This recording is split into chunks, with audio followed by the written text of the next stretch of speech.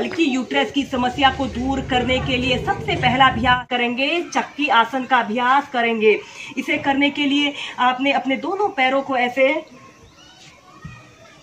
अपनी फ्लेक्सिबिलिटी और स्ट्रेंथ के अनुसार पूरा फैला लेते हैं। फिर आपने दोनों हाथों को ऐसे इंटरलॉक कर लेते हैं। अपने हाथों को ऐसे अपने लेफ्ट पैर के अंगूठे को ऐसे छूते हुए ऐसे चक्की आसन की प्रैक्टिस करनी है। दोनों पैर के अंगूठों को छूते हुए ऐसे पीछे को जाइए। इस स्थिति में आपकी दोनों कोहनियां बिल्कुल सीधी रहें। ऐसे ही आप इसे नियमित 5 मिनट प्रैक्टिस कीजिए।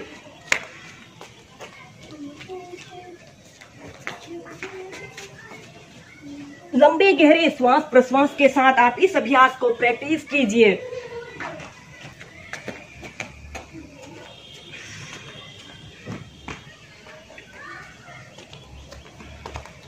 दोस्तों, गर्भाशयी महिलाओं के रिप्रोडक्टिव सिस्टम का बहुत ही महत्वपूर्ण भाग होता है।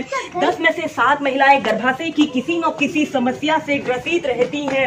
यह समस्याएं अनियमित पीरियड से लेकर बांझपन तक हो सकते हैं। आप इस चक्की आसन की प्रैक्टिस करने से इन समस्याओं से निजात पा सकते हैं। ऐसे ही इसे आप स्टार्टिंग में ऐसे गोलाकार 10 से 15 बार घुमाइए, लंबे गहरे श्वास प्रश्वास के साथ। इस स्थिति में आपके दोनों घुटने बिल्कुल सीधे रहें और हाथ की कोहनियां मुड़ने न पाए। फिर इसी अभ्यास को अब विपरीत दिशा से प्रैक्टिस करेंगे। ऐसे एंटी क्लॉकवाइज आपने इस अभ्यास को प्रैक्टिस करना है।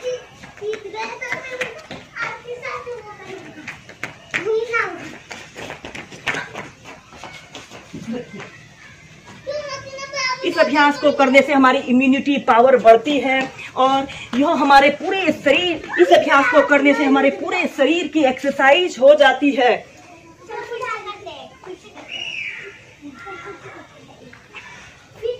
फिर धीरे धीरे ऐसे प्राइमरी स्टेज में आ जाते हैं। अपने दोनों पैरों को ऐसे आपस में मिला लेते हैं। फिर आपने अपने दोनों हाथों को ऐसे श्वास अंदर भरते हुए ऐसे ऊपर उठाते हैं और श्वास छोड़ते हुए धीरे धीरे ऐसे आगे को झुक जाते हैं। अपने दोनों हाथों को ऐसे इंटरलॉक करके अपने पैरों के तलवों के नीचे से ऐसे लगा लेते हैं और श्वास छोड़ते हुए धीरे धीरे अपने सिर को ऐसे अपने घुटने पर लगाने का प्रयत्न कीजिए। या फिर आप जितना जा सकते हैं अपनी फ्लेक्सिबिलिटी और स्ट्रेंथ के अनुसार ही इस अभ्यास को आप प्रैक्टिस कीजिए। नॉर्मल ब्रीदिंग 30 सेकेंड, फिर 2 मिनट। जितनी देर आप इसे मेंटेन करके रख सकते हैं उतनी देर मेंटेन करके रखें। फिर श्वास अंदर भरते हुए धीरे धीरे ऐसे प्राइमरी स्टेज में आ जाते हैं। समस्या को दूर करने के लिए हम नेक्स्ट अभ्यास करेंगे, सेतु बंधासन।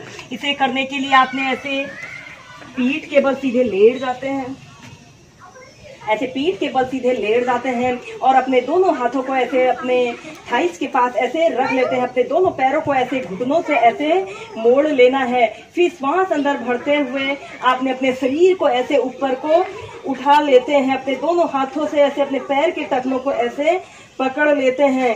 5 से 6 ब्रीथ ऐसे ही होल्ड करके रखते हैं। सेतु बंधासन, जिसे ब्रिज पोज भी कहते हैं, यह गर्भाशय से जुड़ी सभी समस्याओं को दूर करने के लिए बहुत ही अच्छा अभ्यास होता है। इसे करने से हमारे कमर के निचले हिस्से के समस्त स्नायु तंत्र मजबूत बनते हैं। फिर धीरे धीरे श्वास छोड़ते हुए ऐसे प्राइमरी स्टेज में आ जाते हैं। ऐसे ही सेतु बंधासन को आप अप डाउन करते हुए 8 से 10 बार प्रैक्टिस कीजिए। इसके बाद हम नेक्स्ट अभ्यास करेंगे, चक्रासन। इसे करने के लिए भी आपने ऐसे ही पीठ के बल सीधे लेट जाना होता है। फिर आपने अपने दोनों पैरों को ऐसे घुटनों से मोड़ लेते हैं और अपने दोनों हाथों को ऐसे अपने कंधों के पास ऐसे रख लेते हैं। श्वास अंदर भरते हुए अपने शरीर को ऐसे ऊपर को उठा लेते हैं और ऐसे चक्रासन की पोजीशन में आते हैं। इस अभ्यास को करने से हमारी ऑलराउंड फिटनेस होती है। पहले 10 सेकंड, फिर 30 सेकंड, फिर जितनी देर आप इसे होल्ड करके रख सकते हैं उतनी देर होल्ड करके रखें।